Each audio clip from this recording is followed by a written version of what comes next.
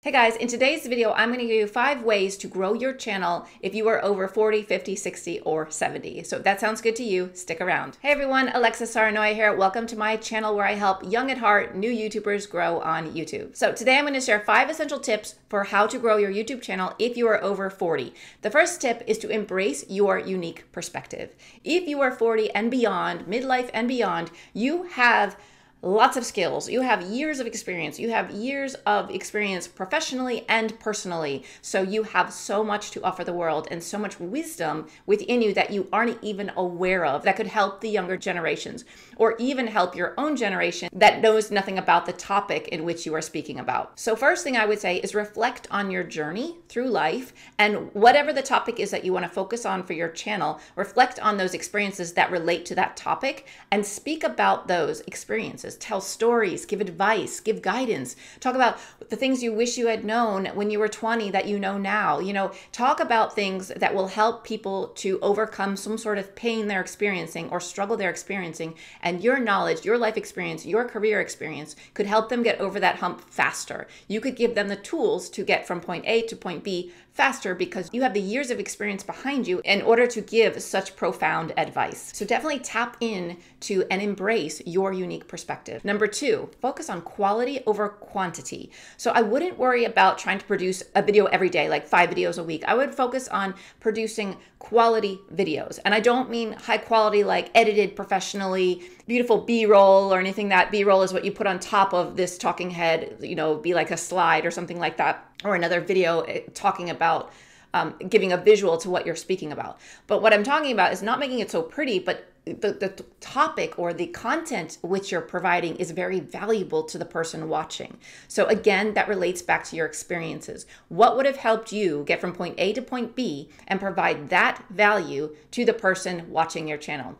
Think about the pain that that person is in and provide the solution or the answers or the guidance or the advice that you have from your gained wisdom over the years and give that to them in a way that is simple, easy to understand, and something they can take action on. So give them action steps. Say, here's what I learned, and this is what I think you could do in order to learn that yourself. Give them examples of how to achieve the outcome that they want to achieve. So step 2 is to focus on quality over quantity of videos or content that you produce each week. Number 3 is to connect with your community. We are lacking community. Even though we have all this social media out there, people really want to connect with people. In order to create deeper connections, you want to make sure that you're engaging with your comments. You're talking about how you want to connect with people in your videos. Like, I would love to hear from you. Please comment below. I will answer your comments. I will look at your comments. I will respond to your comments. I care about you. That's what you want to say. I care about you as my viewer, and I want to help you succeed in whatever it is you're trying to help them succeed at, and that you really, truly care. If you show you care and you really want to help someone, that makes them feel seen and heard and loved, and they will keep coming back because they really trust your advice, for one. They trust that you care about them and really do want to see them succeed. So I think that showing your caring side and the fact that you really want to help someone will help grow your channel and also community at the same time. Number 4 would be to leverage social media. This I can't say from experience, but I have learned it many times in courses that I've taken about how to grow a YouTube channel. I don't personally do it myself because I'm not on so many social media platforms. But if you are and you are actively engaged in other social media platforms, share your videos, share your content on those other platforms. You can also go into groups on maybe Facebook or associations you're associated with and share your content there as well as a way to help people. Don't say, hey, check out my video and leave. But let's say you're in a Facebook group and you're like, hey, someone posted this problem they're having, and you're like, I have a solution to that. As a person that has worked in this field for 20 years, I found that this is really helpful to do these 3 things. By the way, if you want to watch a video that I created about this that goes in depth about this topic, here's the link. No pressure. Bye. You offer help by writing it out, and then you also provide a link to your video. That way it will help to spread, and other people will see that comment in that Facebook group, and they might actually have that problem as well, and then click on that link. So there are ways to grow your channel outside of YouTube that might help it get more traction and move along faster. And the 5th tip I have for you is to stay consistent. It is really important, in my opinion, to stay consistent on whatever platform you choose, especially if you are on YouTube. because you want to show up week after week with content that helps your viewers. In order for people to keep coming back, they want to keep seeing content from you. And if they see it for like 3 weeks in a row every week, and then all of a sudden there's a lull and there's no posts for like 5 months, they might not come back again. Now, I also want to say, as a caveat, that it is slow to grow in the beginning. You know, you have to, the YouTube algorithm needs to kick in, first of all, and then once you've posted 3 or 4 videos, then maybe it starts to kick in.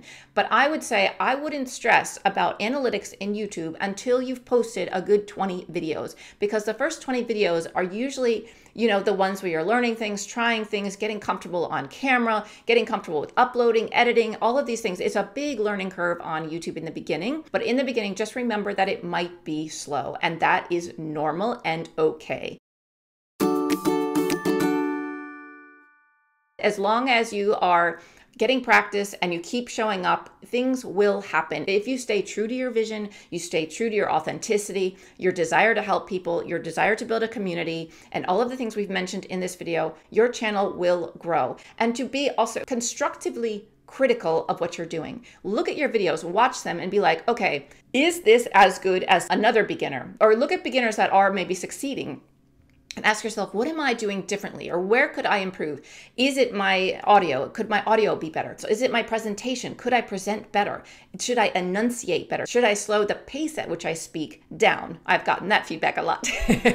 Should I be closer to the camera? Maybe you're way back here and, you know, people are like, she's so small, and you don't feel connected to me when I'm back here, right? You feel connected to me when I'm here in your face. So I think about all of those things, that analyze other videos or other channels that are doing well and see what they're doing differently. I wouldn't analyze someone like Mr. Beast necessarily. Of course, you can get some ideas from Mr. Beast, but I would analyze people that are a little bit further ahead of you so that you can take baby steps to get to their point, right? So it would be a little too intimidating to look at someone like Mr. Beast, who has a whole production team behind him, but to focus on people that are a little bit more further ahead of you or at the place where you want to be. Maybe you don't desire 1 million followers, but you desire 10, 15,000 followers. Go to someone that has 15,000 followers, see what they're doing and see what's different and how you could implement those ideas into your channel. And I don't mean, you know, if they're very dramatic and outspoken, to be dramatic and outspoken. I mean to look at how you could do what they're doing in your own unique way. If you are a more quiet spoken person, how could you maybe raise your volume? Maybe you present your ideas and they're all over the place. How could you present your ideas in a logical order? So look at those things that maybe they're succeeding at that you aren't, and the things that you need to learn, because we all need to learn things, right? So there's always something we can improve on. So definitely take a critical look at your videos, but in a constructive way. Don't bash yourself and be like, oh, I'm so awful. These videos are awful. I'm never going to grow. Don't look at it like that. Look at it like, what can I improve? How can I improve just a little bit each week, each time I post a video? What can I do differently? Okay, I wish you the best with it and see you in the next video. Thanks, you guys. Bye.